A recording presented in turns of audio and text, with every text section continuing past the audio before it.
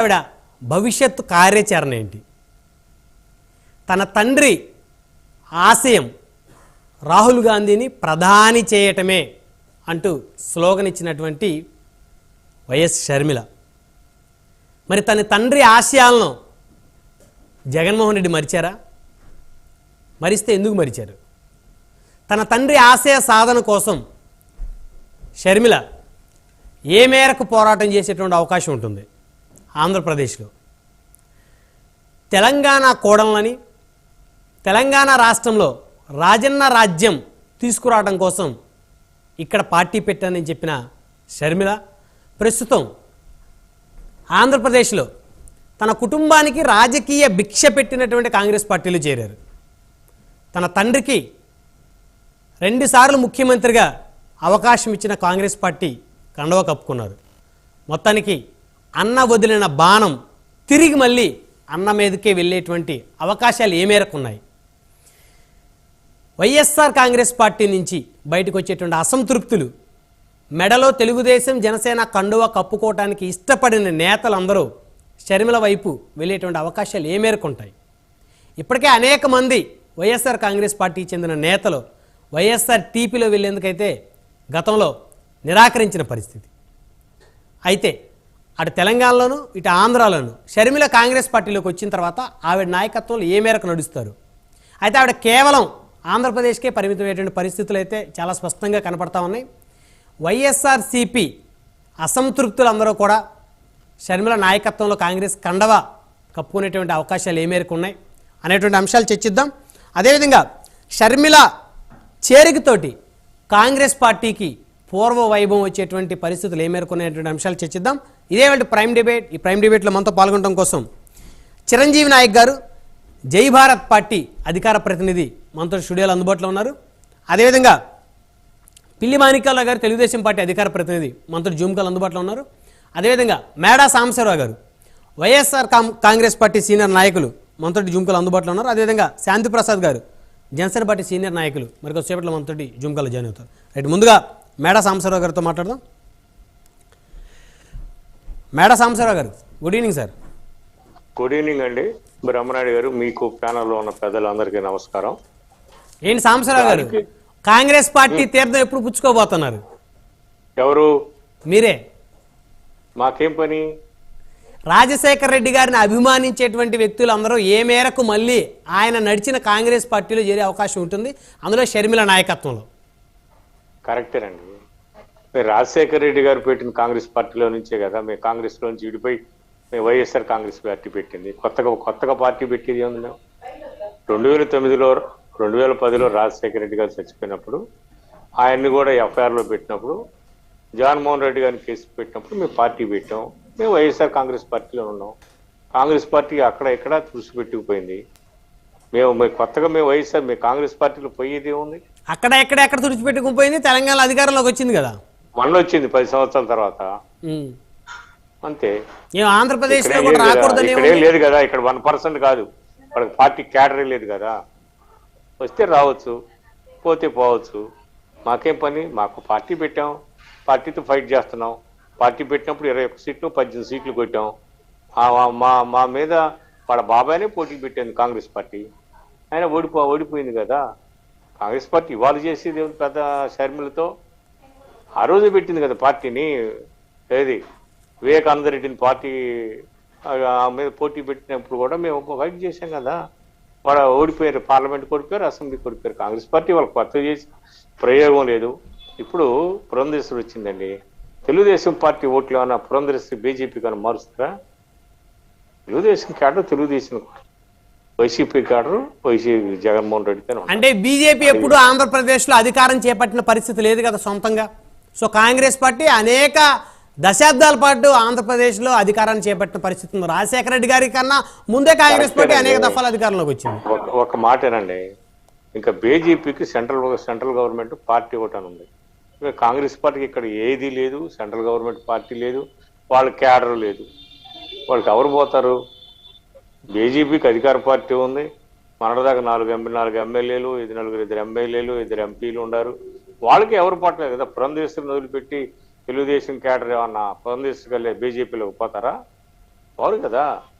ఇక్కడ ఇక్కడ రాష్ట్రంలో 83 నుంచి 2 గ్రూపులు ఉన్నాయి.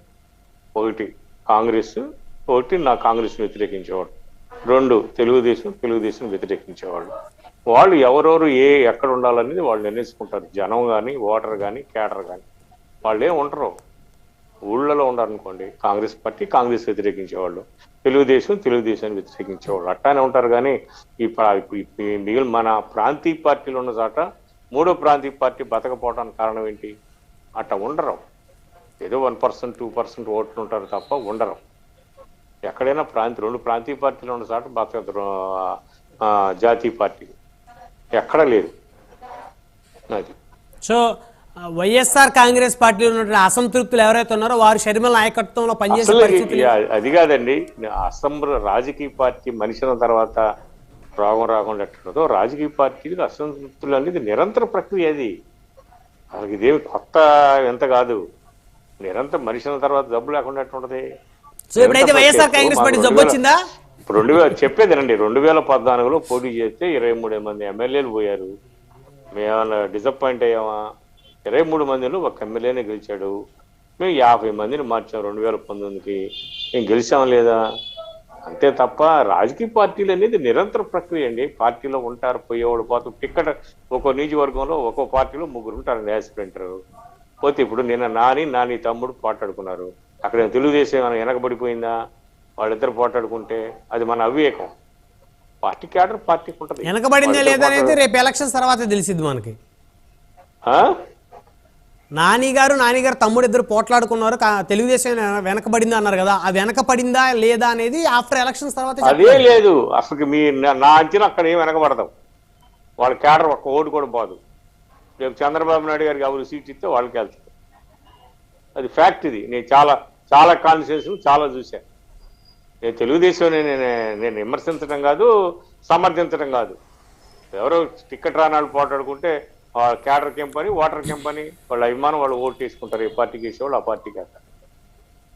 సరే, ఆళ్ల రామకృష్ణారెడ్డి గారు మంగళగిరి ఎమ్మెల్యేగా రాజీనామా చేసిన తర్వాత మంగళగిరి నుంచి వైఎస్ఆర్సీపీ ఎమ్మెల్యేగా ఇప్పుడు ఆయన షర్మిల గారి వెంటే నడుస్తానని చెప్పారు.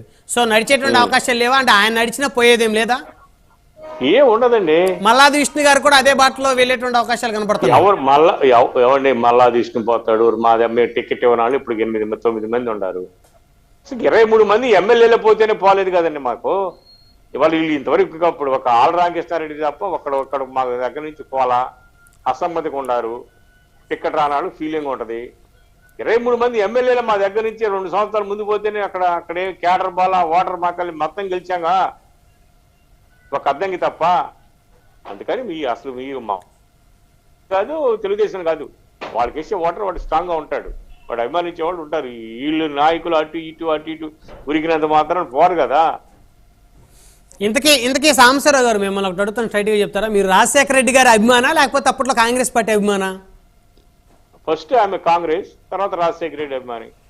సో రాజశేఖర రెడ్డి గారి ఆశయం ఏదైతే ఉందో రాహుల్ గాంధీ గారిని ప్రధానమంత్రి చేయాలి అనేది, అదే మాట ఆయన కుమార్తె షర్మిల గారు చెప్పారు. రాజశేఖర రెడ్డి ఆశయం రాహుల్ గాంధీని చేయాలని. రాజశేఖర రెడ్డిని ఎఫ్ఐఆర్ పెట్టడం కూడా కాంగ్రెస్ పార్టీ ఆశయమా? షర్మిల గారు చెప్పారు కదా, అది కాంగ్రెస్ పార్టీ అధిష్టానానికి తెలిసి జరిగింది కాదు అని. మనకు నచ్చినాడు ఆమె చెప్పారు అనుకుంటారు, మనకు నచ్చినాడు మాకు చెప్పినాడు మాకు చదువుతారు, మీకు చెప్పినాడు మీకు చదువుతారు. ఏముందంటే అది సాక్షాత్తు రాజశేఖర రెడ్డి గారు అమ్మాయి చెప్పింది కదా సార్. కరెక్టేనండి, రాజశేఖర రెడ్డి అబ్బాయి చదువుతున్నాడు కదా మన కాంగ్రెస్ పార్టీ వ్యతిరేకం అని. రైట్. సో రాజశేఖర రెడ్డి గారు అమ్మాయి మాట కన్నా రాజశేఖర రెడ్డి గారు అబ్బాయి మాట నమ్ముతారు.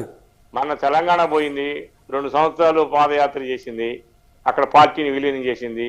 రేపు ఏం చేస్తుందో అమ్మాయికి తెలియదు కదా.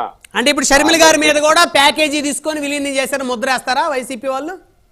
ప్యాకేజీ ఎందుకు తీసుకుంటుంది? మరి పవన్ కళ్యాణ్ గారిని అనేక సందర్భాలు అన్నారు కదా, ప్యాకేజీ తీసుకొని మాట్లాడుతూ ఉన్నారు, దత్తపుత్రుడు ప్యాకేజీ ఇస్తారు అంటూ జగన్మోహన్ రెడ్డి గారు మాట్లాడారు కదా. సో ఇప్పుడు తన సొంత సోదరి కూడా ప్యాకేజీ తీసుకునే తన తండ్రి పేరు ఎఫ్ఐఆర్ లో చేర్చిన కాంగ్రెస్ పార్టీలో జాయిన్ అయింది. ప్యాకేజీ ఇస్తారని మేమేం అనలేదు, ఆయనే అన్నాడు. నేనే ప్యాకేజ్ తీసుకోను, నాకు ఇండివిజువాలిటీ ఉంది, నేను ఒక సినిమా చేస్తే 100 కోట్లు వస్తుంది, నేను ప్యాకేజ్ తీసుకో అవసరం లేదని. మరి ఎందుకు మాట్లాడు? 2014లో మాట, 2018లో మాట, 2019లో మాట, 2024 మాట ఎందుకు మాట్లాడుతున్నాడు? సో ఇప్పుడు పవన్ కళ్యాణ్ గారు చంద్రబాబు గారికి సపోర్ట్ చేస్తే ప్యాకేజీ తీసుకున్నట్టు, షర్మిల గారు ఏకంగా పార్టీని విలీనం చేసేస్తే ప్యాకేజీ తీసుకున్నట్టు. మేమేమంటా ప్యాకేజ్ తీసుకున్నాడని జగన్మోహన్ రెడ్డి గారు అనేక సందర్భాలు ఆయన అన్నాడు సార్, పవన్ గారే నాకు సినిమా చేస్తే 100 కోట్లు వస్తాయి, నాకు అవసరం లేదు, నేను ప్యాకేజ్ తీసుకునే అవసరం లేదు అన్నాడు. మరి ప్యాకేజ్ తీసుకుని చేస్తున్నావా అని అడిగారు వీళ్ళు.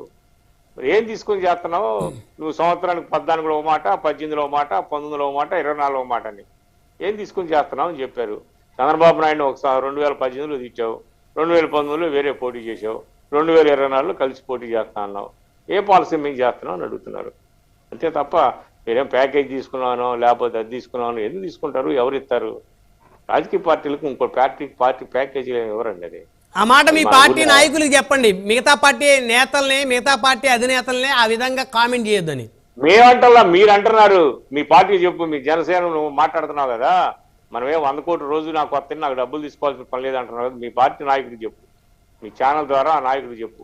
మా పార్టీ మనం మాట్లాడేదాన్ని బట్టి వాళ్ళు మాట్లాడతారని, పాలసీ ప్రకారం మాట్లాడుతున్నాను చెప్పానండి. నేను డబ్బులు తీసుకోవట్లేదు, నేను సినిమా చేస్తే 100 కోట్లు వస్తాయి, నాకు డబ్బులు అవసరం లేదు అనమన్నాడని.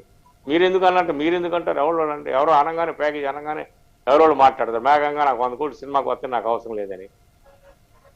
మాట మాట్లాడాలా, ఆ మాట మీద నిలబడాలా. 2014లో కలిసి చేసాం, 2018లో తెచ్చాం, 2019లో పోయాం, 2024లో కలిసి పోటీ చేస్తాం. ఏ ప్రాతిపదికన 2019లో బయటకు వచ్చాం, ఏ ప్రాతిపదికన 2018లో తెచ్చాం ఆయనే చెప్పాలా. అని చెప్పేదాన్ని బట్టి ఆయన నిర్ణయాలు ఉంటాయి. అంతే తప్ప డబ్బులు తీసుకుని రాజకీయ నాయకుడు అన్న వ్యక్తి నాకు ఇస్తే నువ్వు 10,000 ఇస్తే నీ వెనకాల వస్తా, నాకు ఎన్ని కోట్లు ఇవ్వాలా, ఎవరిస్తారు? ఇవన్నీ మనం ఊరినే ఊహాజనితంగా విమర్శించడానికి